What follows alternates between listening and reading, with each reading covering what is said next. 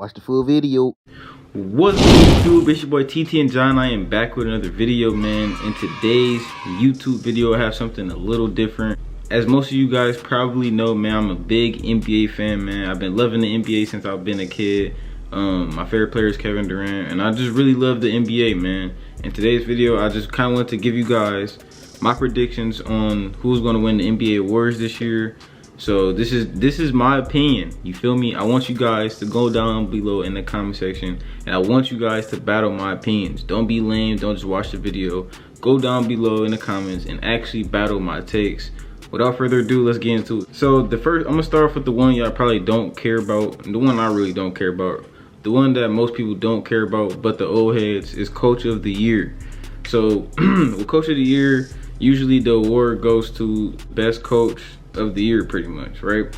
But it's so hard to weigh Coach of the Year because you got good teams like the Cavaliers, you know, for instance, which personally I feel like their coach deserve a lot of credit for leading that young group. You know what I'm saying? They got a lot of young people that doesn't really have a lot of experience, but they're third, I think, in the East. So you gotta give him credit. That's one of my picks. So basically, Cleveland head coach is one of my picks. You could also give it to Boston's head coach because they're #1 in the East. He got a young group as well. They probably gonna give it to whoever #1 in the East. So I'm not really worried about Coach of the Year. So I guess my pick would be I don't know who my pick would be for Coach of the Year. I'll let y'all decide. All right, y'all. And for my next one, for Sixth Man of the Year, I have Christian Wood. All right, I ain't gonna lie, I'm a little biased because he on my boy Luka team. But I feel like he a real good Sixth Man of the Year candidate because he's putting up a good ass year. Like, he's having a good ass year. He's averaging 17 and 8.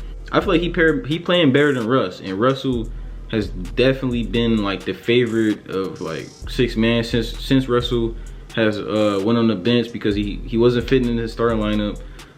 Since he's been on the bench, he's been heavily favored as the Sixth Man of the Year. And I just really don't believe that. I really believe Christian Wood can really become the Sixth Man of the Year because he's in that right role. He's in that perfect role. That was a good-ass pickup. I like the pickup. He fit well with Luka, but he's off the bench, and he's a scorer at the center position. So I know he's going to fill it up. He's going to get his numbers, and I think that will lead to Christian Wood getting the Sixth Man of the Year. Let me know down below in the comments if you believe that Christian Wood will win it. Or let me know. I feel like a lot of people are going to say Russell. If it's not Russell, if it's not Christian, if I had to go, I think my top 3 for Sixth Man would be Christian Wood, Jordan Poole, and Russell Westbrook. Those would probably be my 3. Like I said, Christian Wood just fit perfect next to Luka. He's in the right situation. Jordan Poole, young guard. Curry just got injured, so he got a lot of room to have the ball and initiate the offense and stuff. And then for 3, Russell. Russell is Russell. He does everything on the court as a point guard. He plays with the most energy ever that I ever seen in the NBA. I love with the aggression he plays with. And you know Russ, he does everything. He rebounds the ball, he scores, he assists. So gotta have Russell in the debate. So them are my top 3 for the Sixth Man of the Year, but my final selection for Sixth Man is Christian Wood. All right, man, for my next award, I have Defensive Player of the Year. This is another hard one to pick because Defensive Player of the Year is like a weird award. Like, for a long time, the NBA always gave Defensive Player of the Year to the center that got the most blocks. It always used to be like that. So Rudy Gobert, for example, he got like what, 3, 2? He got a lot of them awards, and a lot of them is because he defended the rim really well. But what people got into is how somebody winning the Defensive Player of the Year if they only defending the rim good. You feel what I'm saying? You're not a good defender if you only can defend one spot of the court.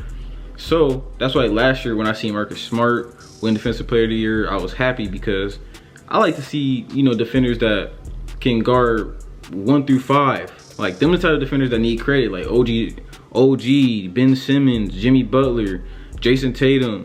Like, people like that, they need more recognition because they can guard 1 through 5 sometimes. And you got people like Rudy Gobert that can only guard 5s, and he's getting Defensive Player of the Year. So with my pick, me personally, I think OG Anunoby on the Toronto Raptors deserves Defensive Player of the Year. He can guard, in my opinion, he can guard 1 through 4 Probably 1 through 5. Shit, he's pretty strong, pretty bulky for what he played at 3, so he can really, you feel me? I think he's leading the league in steals. Anunoby is racking up impressive defensive stats. He leads the NBA in total deflections and averages 3.9 per game. He recovers 1.2 loose balls per game. Pretty much when OG was guarding Jaylen Brown, Kevin Durant, Donovan Mitchell, Jaylen Brown, he held them under 40% or worse. You feel me? So basically, when people matched up with OG, they not shooting good. You got people like, you feel me? OG can lock people up like KD. And that's my favorite player, so I'm not even supposed to be saying that. But OG, he's a good ass defender. He's really versatile. He's young. He can move. He got good lateral quickness. So that's why I got OG as my defensive player of the year. And if I have to go with a second choice, ooh, Brook Lopez been real good for Milwaukee at the rim. I don't know. Honestly, I think OG got it this year. I think this is OG Anunoby year for defensive player of the year. He definitely need one because he's definitely a top defender in our league. In the league, I mean, in the league. I'm not part of the league. I'm not an NBA player. I'm just a 5'7" nigga on YouTube. All right, y'all, and this is the one I know everybody been waiting for. It's the MVP, man, the most valued player award. And that award always goes to the most valued player in the league that year. Always a biased award, bro. It's always, you know, some people pick their favorite player. So in my instance, you know what I'm saying, my favorite player is Kevin Durant, but I'm not picking Kevin Durant because realistically, I don't see Kevin Durant winning the MVP with that Brooklyn team. That Brooklyn team just so inconsistent. I feel like with all the drama going around, Kevin Durant and the Nets, he wouldn't even get the votes. But he obviously is playing like an MVP. Don't sleep on Kevin Durant. He's averaging 30 in his sleep. He's 34 years old, best player in the NBA. So he's the best player in the NBA, but he's just not gonna win MVP this year, if that makes sense. So with my pick for getting MVP, I have Luka Doncic, man. Luka Doncic is my favorite point guard.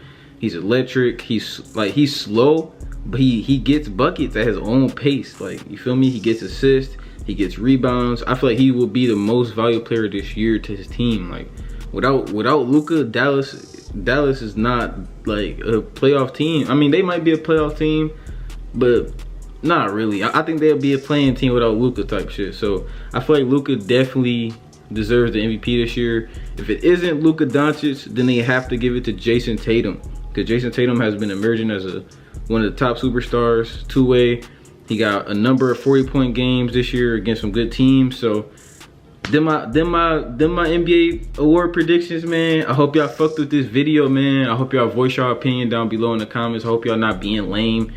Don't be lame. You feel me? If you watching this video, don't be lame. Hit the like button, leave me a comment, because that's what makes me want to keep going and keep uploading YouTube videos for y'all. When you're not hitting that like button, when you're not commenting, it make me not upload, and that's why I be seeing like 2 weeks. No, it's not your fault. But if you guys enjoyed this video, make sure you guys smash that like button, subscribe to the channel, and like I said, leave me a comment and voice your opinion. I love you guys, and until next video, you dig. Alright, y'all, so when I was filming the video, I somehow forgot to do Rookie of the Year. I don't know how I forgot to do Rookie of the Year, but I did. So don't make fun of me in the comments. But I am back to film Rookie of the Year. So my pick for Rookie of the Year, it's an easy pick. It's Paolo Banchero. He's easily the most all-around player from this draft. He just all around. He has some good ass games. I think he just beat the Boston Celtics back-to-back, if I'm not lying. Yeah, he's an amazing player. He's gonna be very good for Orlando. That's exactly what Orlando need, is like a good ass franchise player to like build around. But my favorite rookie is not Paolo Banchero. My favorite rookie is Ben Mathurin from the Indiana Pacers. He's a good ass scorer. I just fuck with his game. He came into the NBA just like NBA ready, kind of like an Anthony Edwards, you know what I'm saying, just a scorer at that like 2-guard position. So but yeah, my pick for Rookie of the Year is definitely Paolo Banchero. I don't know how I forgot this part. I don't know how I forgot to film this part in the video. So this is just an add-in. I hope y'all liked the video. I love you guys. Till next video. You dig.